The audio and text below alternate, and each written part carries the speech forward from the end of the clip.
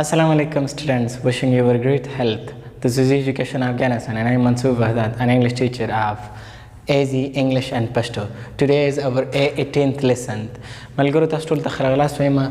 زموږ د ایجوکیشن افغانستان په پښتو ژبه د اسانه د انګلیسي زده کړه د A-18th lesson دی، یعنې د A برخې اتلسم درس. په دغه کې درس کې زموږ لومړنی برخه ګرامر دی. په ګرامر کې د سلسله موږ د پارټس اف سپیچ شروع کړې وه چې دغه پارټس اف سپیچ سلسله چېرته رسېدلې ده؟ کنجکشن ته رسېدلې ده. راځئ نن د کنجکشن په اړه بحث کوو. کنجکشن په خپله ربط تورې ته وایي، یعنې ربط تورې موږ ویلی شو د ارتباط تورې. دغه نوم نه معلومیږي چې ربط تورې د ارتباط تورې شو، نو په دې معنی چې دا به یو څه شي ارتباط څنګه کوي، موږ سره نښلوي، یو څه به نښلوي او د دوو شیانو موږ سره به ارتباط څرګندوي. په تعریف کې موږ انګلیسي دا په پښتو ژبه کې هم دغه کنجکشن موږ لرو. په تعریف کې موږ وایو چې کنجکشن is a word which is used to join two words, two phrases, two clauses and two sentences. وایي دغه کنجکشن یا د ربط تورې د یو کلمه نه کوم چې په جملو کې څه لپاره کارېږي، د دې لپاره کارېږي تر څو جوین کړي. څه شی جوین کړي؟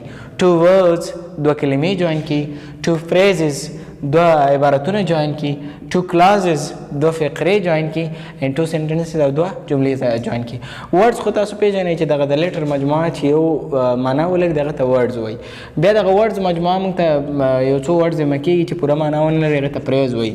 بیا یو څو words جمع کېږي چې بعضې وخت کې پوره معنا ولري، بعضې وخت کې پوره معنا ونه لري، هغې ته clause وایي چې دغې کې به subject او predicate یعنې مبتدا او خبر دواړه راغلی اوسي. and two sentences، sentence خو تاسو پیژنئ چې دغه د کلماتو مجموعه چې یو پوره معنا څرګنده کړي، یو پوره مفهوم ولري، دغې ته څه وایي؟ سنټنس وایي. نو کله چې دغه شیان دغه سنټنس، ورډز، پریز او کلازز دا دوه راغلي، درې راغلي، د هغوی د یو ځای کولو لپاره تر څو دا یو ځای کې په جمله کې یو یونایټي رامنځته کړي، دغې لپاره موږ کنجکشن یا د ربط تورې څنګه کوو؟ راوړو او هغه استعمالوو. دغه د کنجکشن ډولونه مثلا موږ ډېر کنجکشن لرو. په اګزامپل ځینې تاسو ته دلته لیکم نمونې لکه بټ، لکه مثلا and، لکه مثلا اور، او ډېر نور کنجکشنونه دي، مګر د بټ اینډ اور دا هغه کنجکشنونه دي چې یو څه زیات کارېږي نسبت نورو ته. مثال په ډول ګورئ، احمد اینډ محمود، احمد او محمود. ګورئ احمد یو نوم دی، محمود بل نوم دی، دوه ورډز دي، دا یو ورډ دی، دا دوه بل ورډ دی. صحیح ده؟ احمد محمود، ګورئ اوس دا کتې ختم کړي، احمد محمود دا په خپله دوه ورډ دي مګر یو بل سره کنیکشن نشته. که غواړو د دې یو بل کنیکشن رامنځته کړو، دغلته موږ اینډ کاروو، دغه د کنجکشن دی. دندې دا ده تر څو دا دواړه موږ سره یو ځای کړل. شي از فاین بټ هر برادر از ناٹ فاین. هر برادر از ناٹ فاین دا یو جمله ده او شي از فاین دا بله جمله ده. ګورئ شي از فاین هغه ښه ده، هر برادر از ناٹ فاین د هغه ورور ښه نه دی. ګورئ دغه دواړه اوس یو بل سره ارتباط نه لري، یعنې دا جدا جمله ده، دا جدا جمله ده، سمه ده. مګر که غواړو دغه دواړو ارتباط پیدا کړو، دغې لپاره موږ څنګه کوو؟ یو کنجکشن کاروو. او دغه لپاره کنجکشن کله چې لومړنی مثبت او دویم منفي، دغه لپاره موږ څه راوړو؟ بټ راوړو چې دغې وروسته موږ به استعمال ځایونه. نو دغه هم تاسو وګورئ دوه جملې موږ سره څنګه کړلې؟ یو ځای کړلې. موږ ویلې چې مثلا دوه پریزونه یا دوه کلازونه، مثلا I can go but not you، زه کولی شم لاړ شم بټ ناټ یو، مګر ته نه. دا وګورئ دا یو جمله ده مګر دا یو کلاس دی، دا د چا په واسطه باندې یو ځای شوی دی؟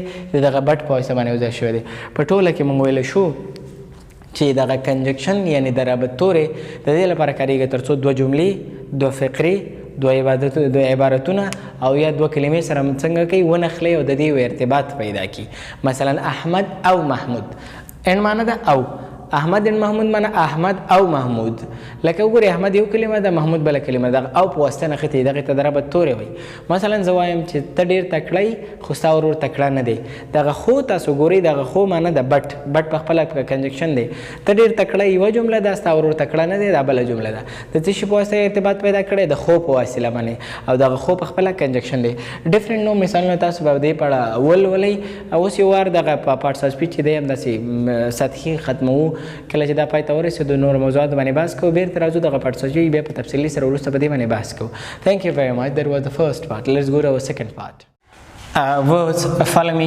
Today, today, yesterday, yesterday, tomorrow, tomorrow, the day after tomorrow, the day after tomorrow, the day before yesterday, the day before yesterday, week, week, year.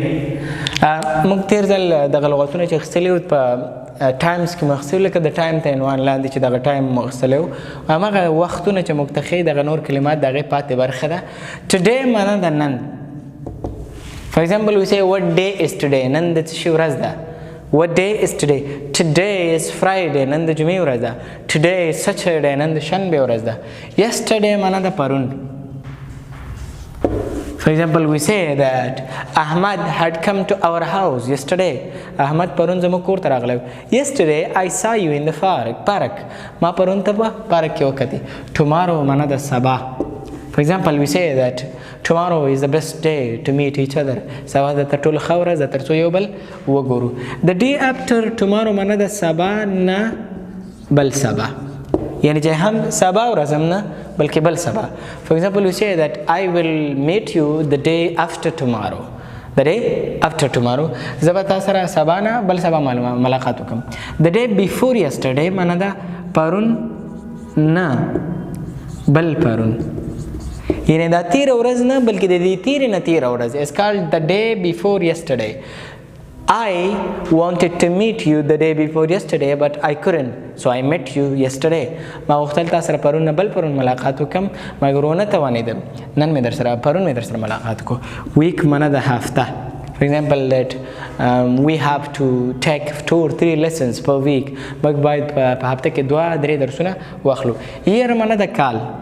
For example that what are the months of the year. د کال میاشتې کومې دي. دغه year په خپله څه ته ویلی شي کال ته ویلی شي. So today, yesterday, tomorrow, the day after tomorrow, the day before yesterday, week and year.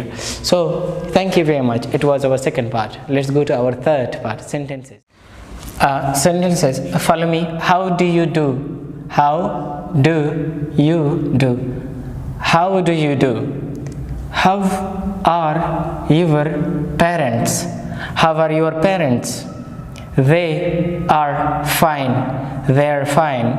How is your health? How is your health? I am healthy. I'm healthy or I am healthy. How do you do?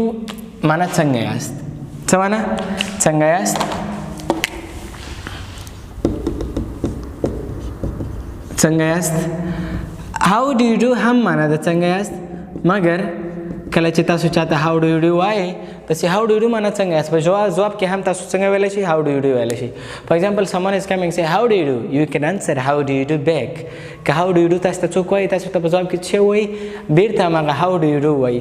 معنا د څنګه یاست تاسې هم ورته وایي څنګه یاست. لکه دغه ټول ډیلینګ داسې راځي چې ته څنګه یاست تاسو ورته خپل اطمینان ورکوي د هغې نه پوښتنه کوي هغوی درته بیرته how do you do وایي.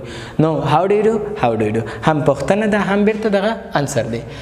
how are you معنا ده how are your parents معنا ستاسې والدین